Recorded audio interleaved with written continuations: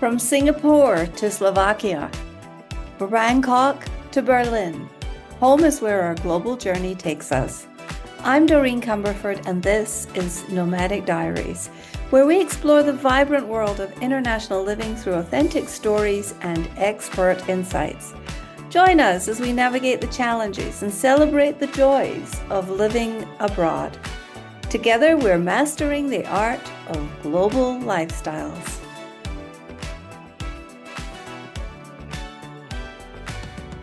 Lucy, thanks for being here today. It's so great to have you on camera and have you on the other end of the microphone. Please, would you tell us a little bit more about your background than I have shared in your introduction? Sure. Thank you so much for having me. So I am Lucy and I am joining you from Gdańsk, Poland, where my expat journey started a long time ago.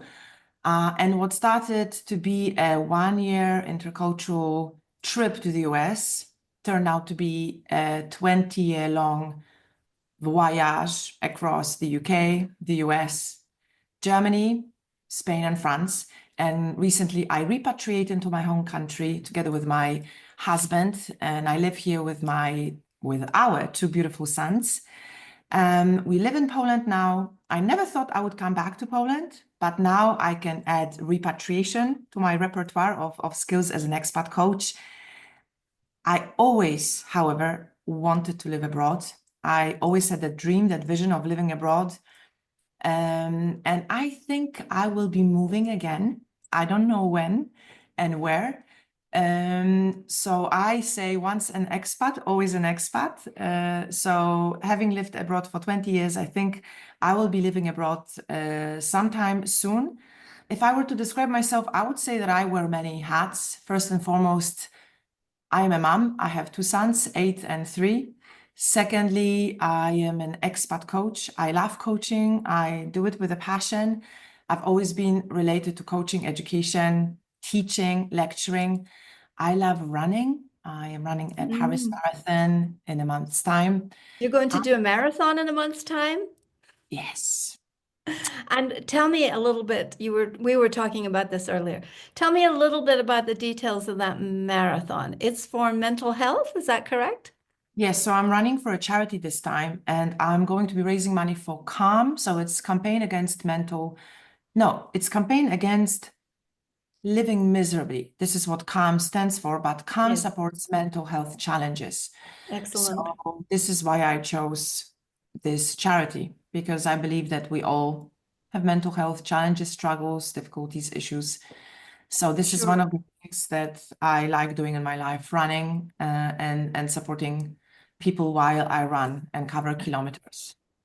Well, that kind of ties into being a high achieving expat because it seems to me that you coach high achieving expats, but you are one yourself in terms of being a marathoner and a mother and a mover. That's So, true. so you know the expat heart, you know the expat patterns that we have.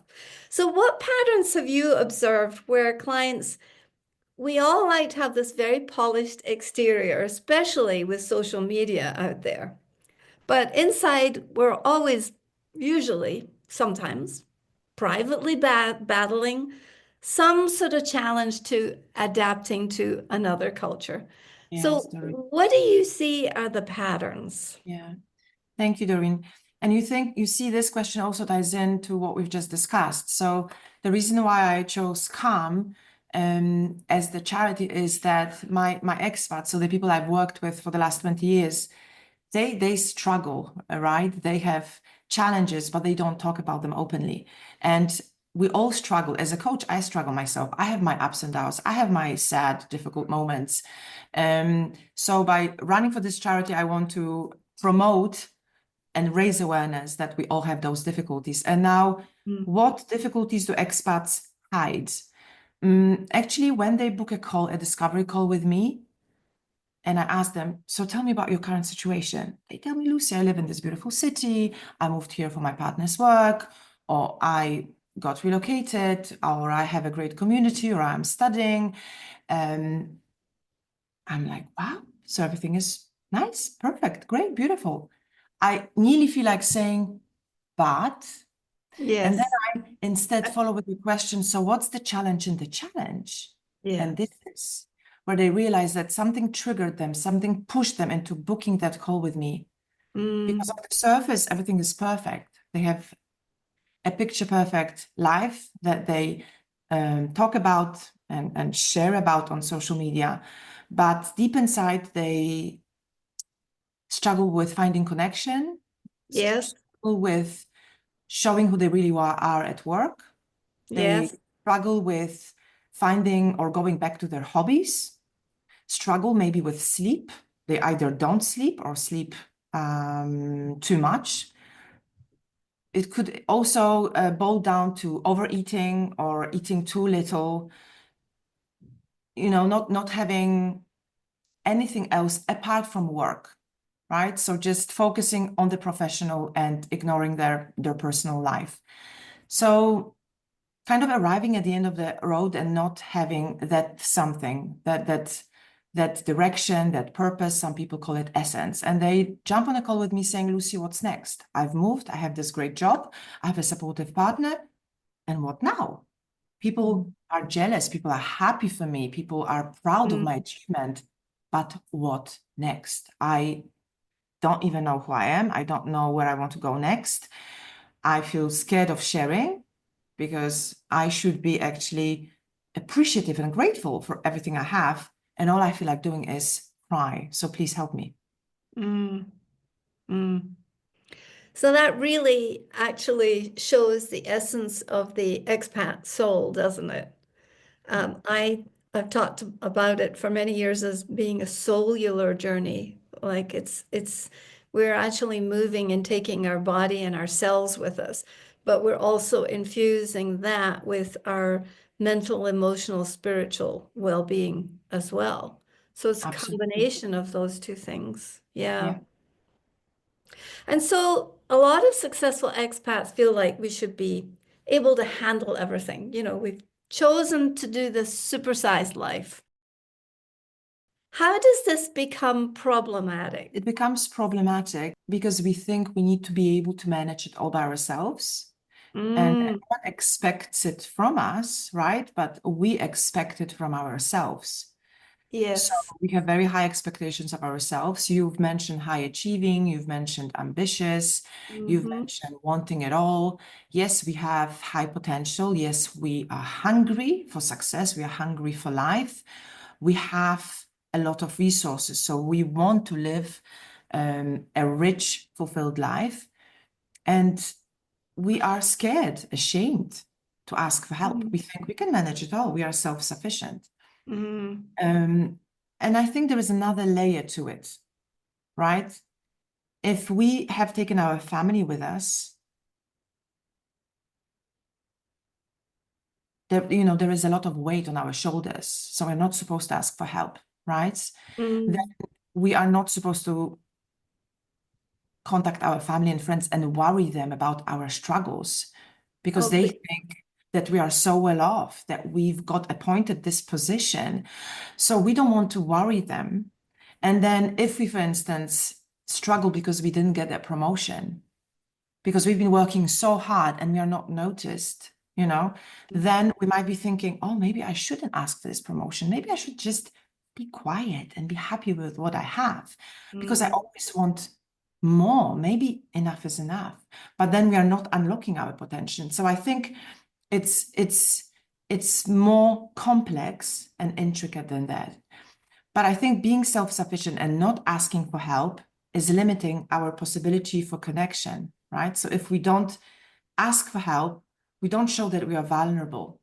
We don't show that we are actually courageous and we are admitting the help. And sometimes, if not more often than not, people who help us need to help us more often than we need the help, right? We create mm, connection, we create conversation, we create bond. So I think we are really missing out on a lot of opportunities when we don't ask for help. Well, that's a great way to look at it. And Mm. don't you think that our friends and family back home are somewhat inaccessible I have found that over the years, especially living in a culture that is so different from anything they've ever experienced. Because you can describe something, but if you don't have that shared connection, you Mm. don't, you have not lived a shared experience. You have had physical distance, but not only the physical distance builds into emotional distance. Absolutely.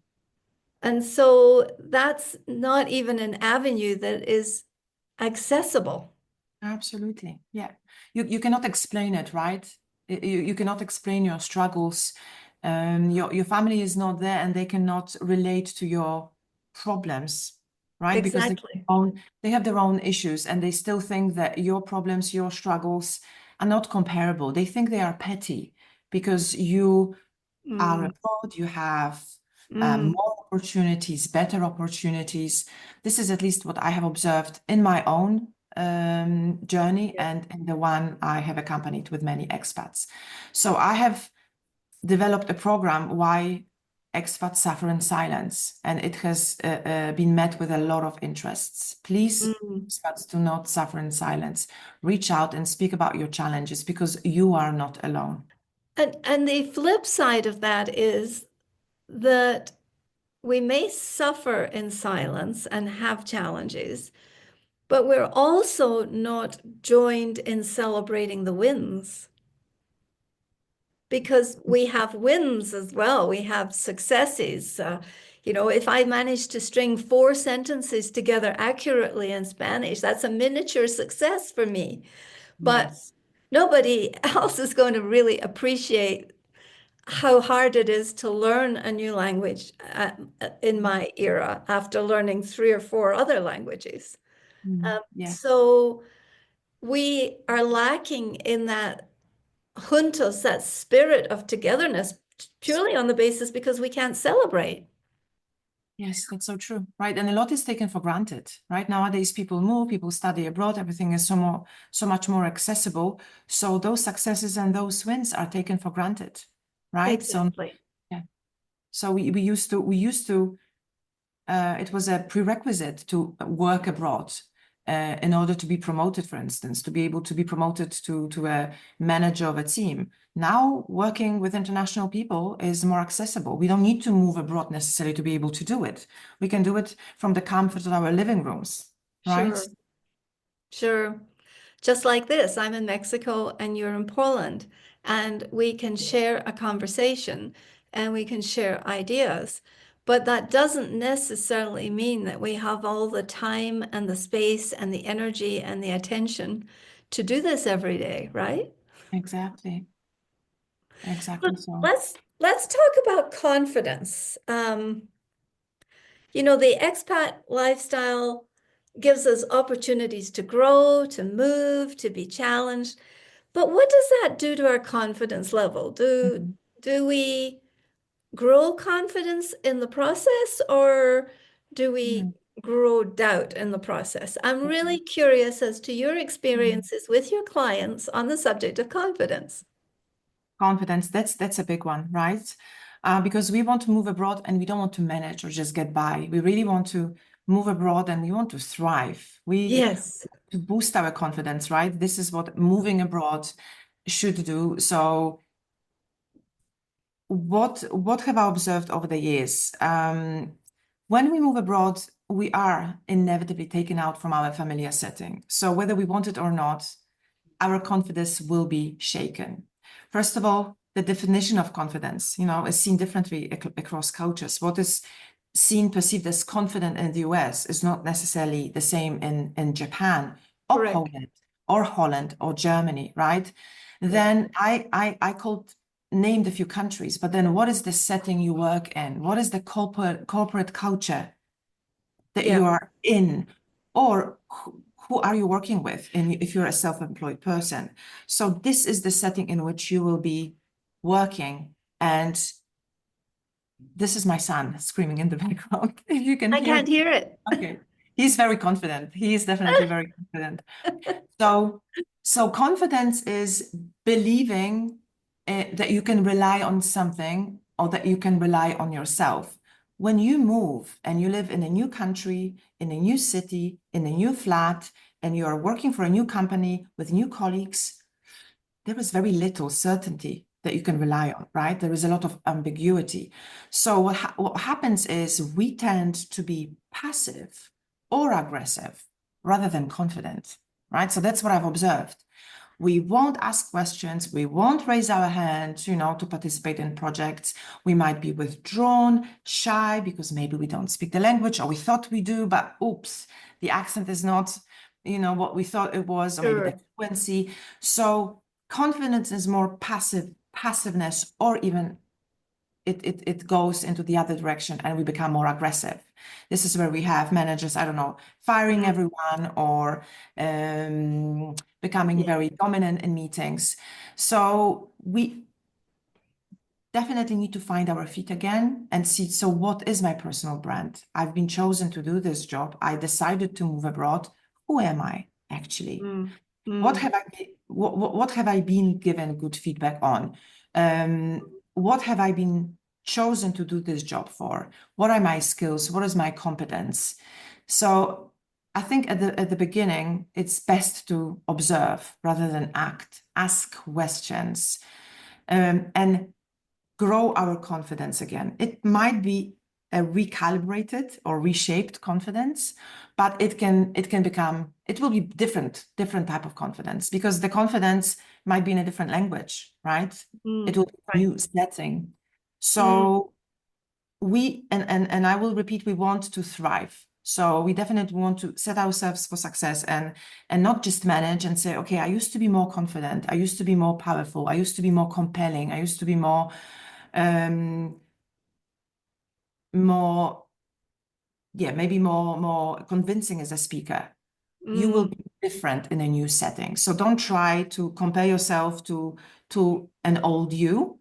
You'll be confident in a new way because you need to adapt to your new role, to your new setting, to the new people that you're working with. That might also be international. So you really need to Yeah. navigate this new setting. So I think we made a decision that we wouldn't dive too deeply into the subject of identity in this conversation. We're going to do that in another one.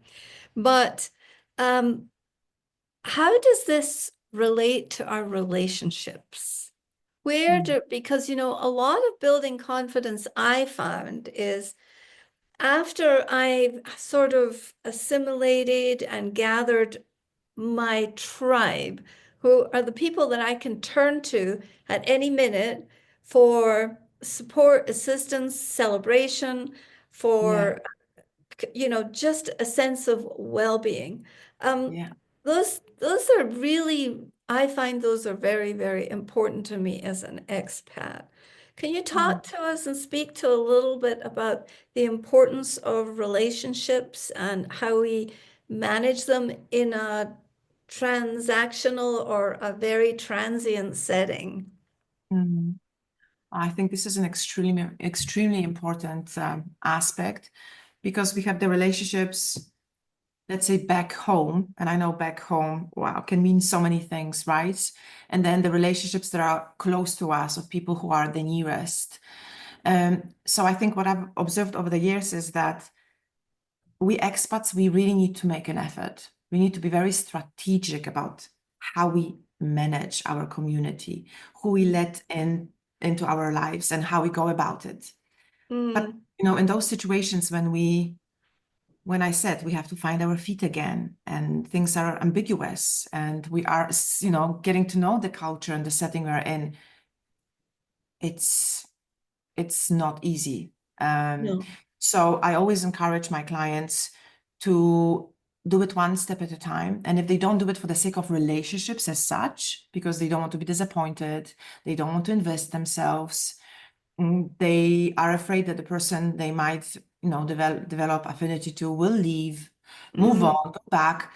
mm, They might want to do it for their hobby, for their passion. So mm, first, when they plan their activity, their week, they should first and foremost choose what they like doing, how they like spending their time, and maybe some banal. pieces of advice of just being open-minded and yes, opening and welcoming the connections wherever you go. So it doesn't have to be, as you mentioned, transactional, as organized as in, oh, there is a meetup group and there is a very popular in Europe, internations organizations where I Yes. go and I network and I connect with people and I go back with, I don't know, 5 names and 5 emails addresses, just to go for a walk and be open, stand in a queue and smile. Well, nowadays with the phones, glued to our screens is difficult. But those who have children, dropping off the kids and just believing that it can happen and not focusing on what if this person is not my cup of tea or will Yeah. leave or Yeah. only speak Spanish or Yeah. Yeah. just focusing on yeah, probably on the moment Uh, and what I hear you saying is, I hear you saying, be present. mm, And just be fully present and don't necessarily pre-invest in relationships or have, I have moved places where I've identified people and thought, oh, she's going to be like a best friend or he's going to be like a really good buddy. And then 3 months later, you haven't seen them and there's been yeah, no connection.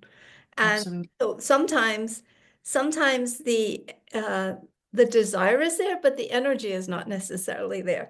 So Yeah. it's a question of really being fully present and being okay with the Mm. mess because it's crappy, it's tangled, it's ugly, it's Yeah. hard sometimes, right? Yes, absolutely. I mean, I would love to give a few examples. Like when we moved to France, I knew no one. I didn't know a single person. I was a fresh mom, and my son was chatting up a lady, and he attached himself to her shopping cart. And that lady was a primary school teacher and started chatting to him because she loves children. And we've been friends for 7 years, since then. That's She's one great. of my best friends from France. I love Yes. running, so wherever I went, I wouldn't try to transplant my life from the previous Mm. country. I would try to translate it. So I would try Mm. to build my life not around the people, but around, okay, what do I know feeds, my soul? What do I need to do in order to be happy or at least fulfilled? I need to Yes. run. So I went for a run and then I really bumped into the same person every day. So we became, I wouldn't say friends, but at least I had a buddy I would go running with Running buddies. Yes. Yeah. in running buddies. And then I would also do those organized activities that I would go to meetings, Sure. events. I would do hiking. So I would do a mixture of all of them. Without them, I probably wouldn't have met my now husband, who was going to the same event on a Barcelona October evening, and we met on a train. So I've had many examples from my own story, but also my clients' stories where doing a little bit of both, being spontaneous, living in the moment, but also nurturing your hobbies and not leaving your old life behind only because you've moved to a new city or to a new country and now your job is everything you have to focus on. Yes. So it's almost like just discounting and turning away from the transient nature of a community. I've lived in communities have been very transient. People have, been on postings in the diplomatic world. People were posted for a couple of years somewhere, then they were moved. And Yeah, then I've also lived in long-term expatriate situations when we were in Saudi Arabia. We were there for 15 years, but there were people who were there for 30 years and who yeah. had children there and were second and third generation expats. Mhm. And is that is very different. And so, what effect do you think it has on your well-being? I'm just curious as to are relationships and having a tribe important to feeling like you're thriving and really have a good sense of well-being? I would say a definite yes. We all need a community. We all need people, and it will depend whether we need a few individuals in our lives, whether we see them on video once a week, whether we connect face to face as much as our circumstances allow us. but we need to know this. I think what's important is to be aware, because if we are not aware, we will end up being very unhappy. If we know what it is that we need, so do we need one close friend and stay in touch with them, or do we need a community of people and the bonds don't need to be as strong? I think what I've observed in my coaching is that people are not aware of what it is that they need. They might say, I'm an extrovert, I'm an introvert, but they don't really understand what it is that feeds them. And what Mm. the struggle is with is that they feel lonely, but they don't know what type of help they need, how to build that community, or what type of community they actually need. So they don't really know where to start. Over the years, I have understood that I need some close friends that I can go out and have a coffee with. But then I have my friends that I've known for years, and maybe I will manage to see them once a year. Then I have friends that I can discuss certain topics with. And then I have friends that I cannot discuss the same topics with because they won't be able to understand. So I think it's okay to compartmentalize our friendships, and have certain people that you reach out for certain topics. But I will repeat, it's important to have the awareness. So tell me more about that. Mhm. Tell me more about having certain people that you go to for certain experiences. Mhm. Yeah. So when we talk about when I do my systemic coaching, we embrace the wheel of life. So we talk about different areas of life, and when we talk about social life, when we talk about friendships, when we talk about family, when we talk about hobbies, my clients, they come up with names, individuals who they would like to include more into their lives. And then they specify how often they would like to be in Mm. touch with these people. So they set actionable goals of to what extent they would like to include these people in their lives and on what basis. So career-wise, they would like to have a mentor, for instance, and they would like to reconnect with colleagues from, let's say, 7 years ago. So then they need to do something towards it. Maybe book a Zoom call, maybe book a meeting, maybe they want to attend a course or a conference with that person.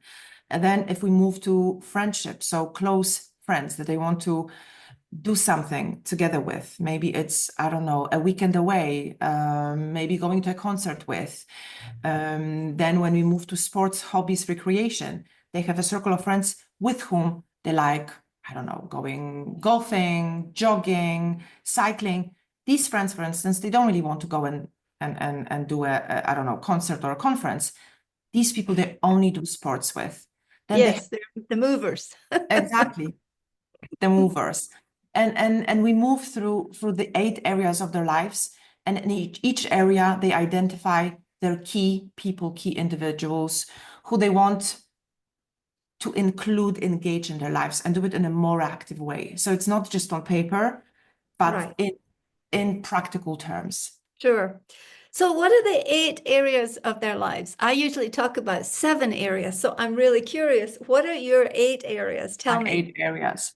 So career is one of them. Yes. Friendship, Family and family. friends. Mhm. Mm-hmm. Finances or relationship to money, if you like. Yes. Then we have hobbies, recreation, Mm-hmm. environment and surrounding. So it could be a home, you could be a commute to work, Mm-hmm.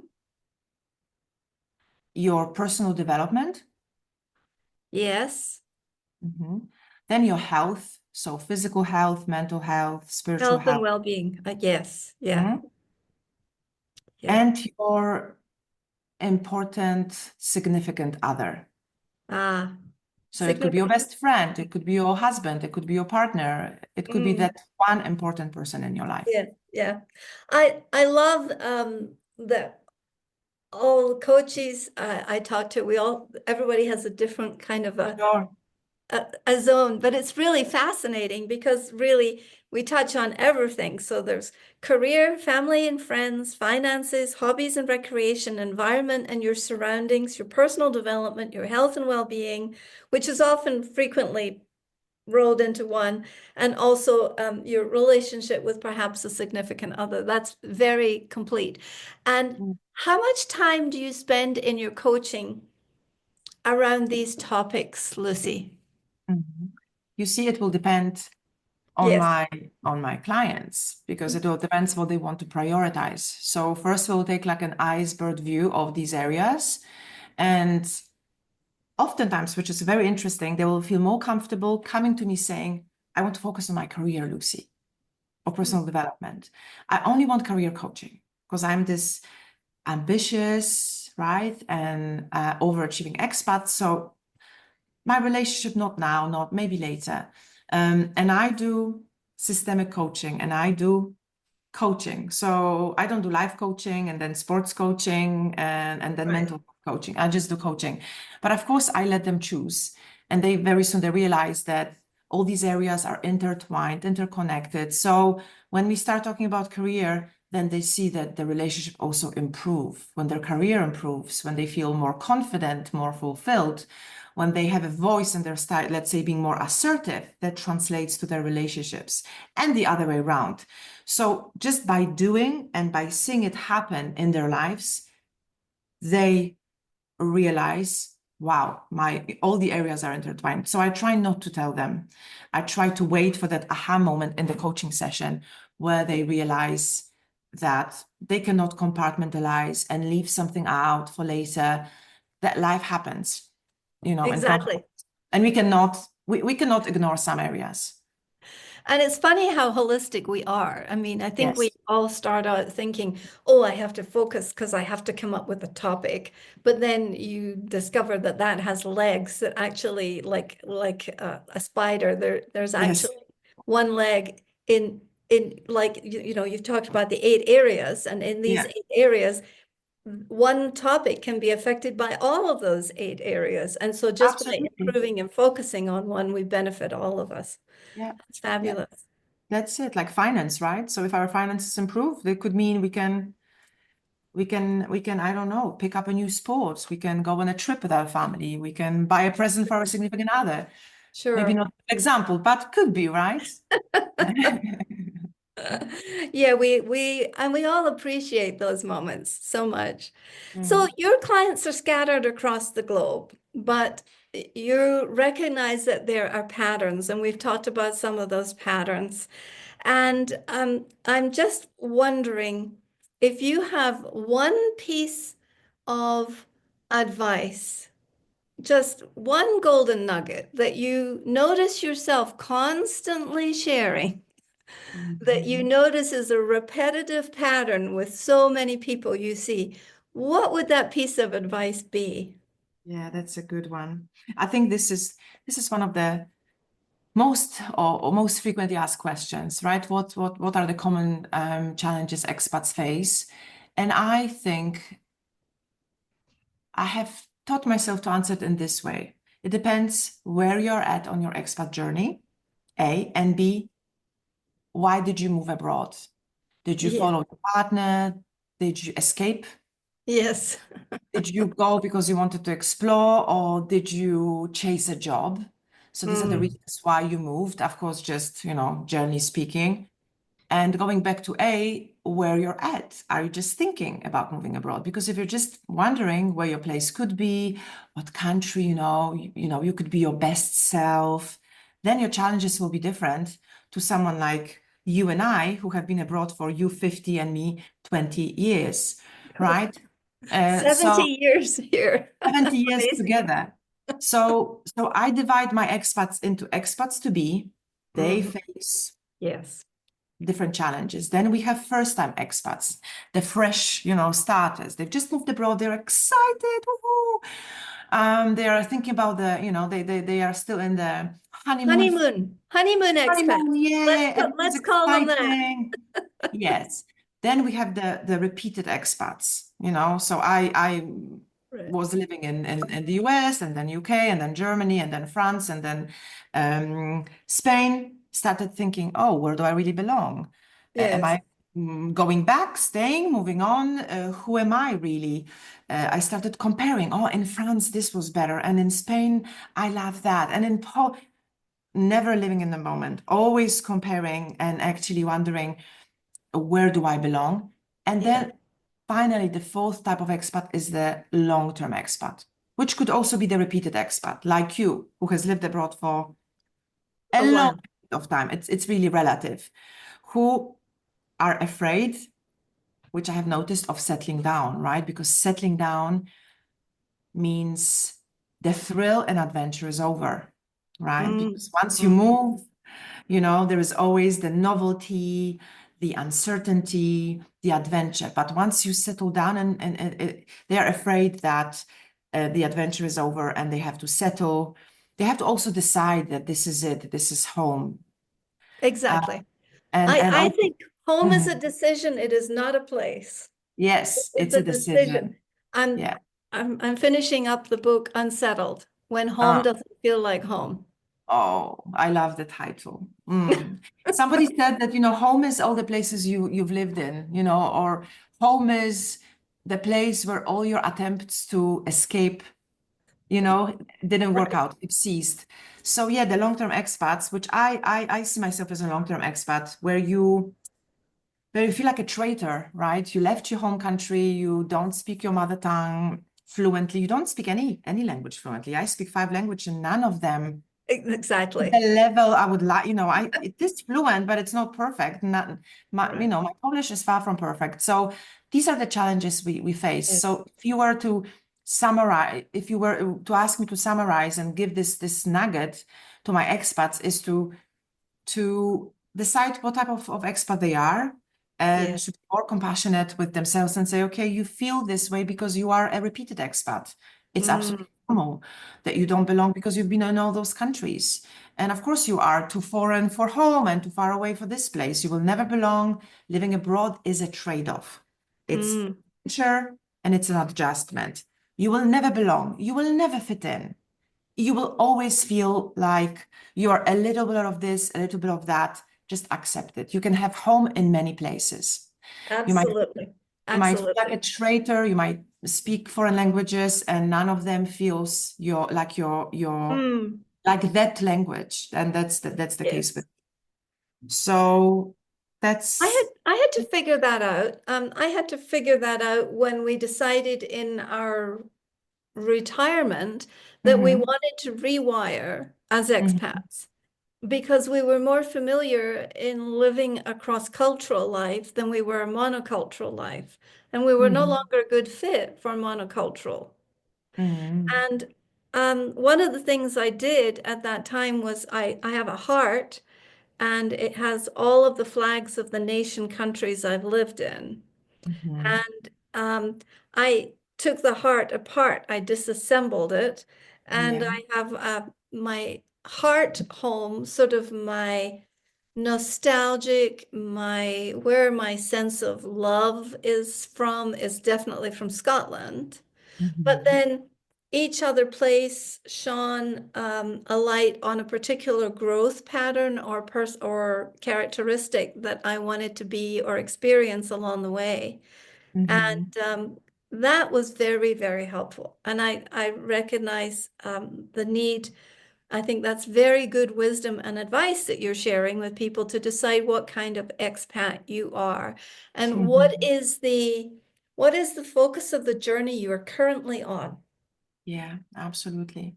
And I'm a repat now, but I don't feel like a repat. So no one needs to call me a repatriate if I deep inside do not feel a repat. I feel an expat and I even made the statement myself. Once an expat, always an expat. So this is Yes, where I feel, like you said, monoculture and multicultural. So it is a exactly. multicultural environment where I feel at home the most. Yes, where you Mhm. thrive the most. Yes. So, tell us, how can people find you online, etc.? How can people find you and seek out your coaching, number one, and then we'll go into a lightning round. So I have a website, lucynabolin.com. That's where they can find me and read more about the different types of coaching I offer. But if they want my updates and posts and where I share tips, advice, and what I'm up to, it would be definitely LinkedIn in the first place. So my LinkedIn page and my Facebook. All of these will be in the show notes. Thank you so much, Doreen. And I have a few questions for you just for fun. Mhm. I like to complete an episode by discovering more about my guests and more about what's in their hearts. So, if you could add another language to your cadre of languages of speaking German, Spanish, French, Polish, English, which language would you choose? Good one. Greek. Mm, mm.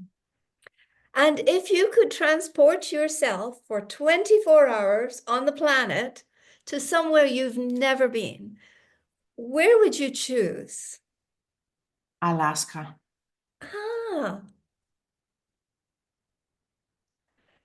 and if there was one um, gold nugget or sort of an invisible characteristic that you could pack into your brain and carry it to every destination you go to, what would that be? Living in the moment. Excellent. Thank you. So this is Lucy Bolin, and she is a master of languages, but she would love to learn to speak Greek, to go to Alaska and speak Greek, and live totally in the moment with all the Greek Alaskans she can find, right? Exactly. That's it, Doreen. That sounds very intriguing to me. Thank you for spending the time with us today. We look forward to more conversations like this, Lucy.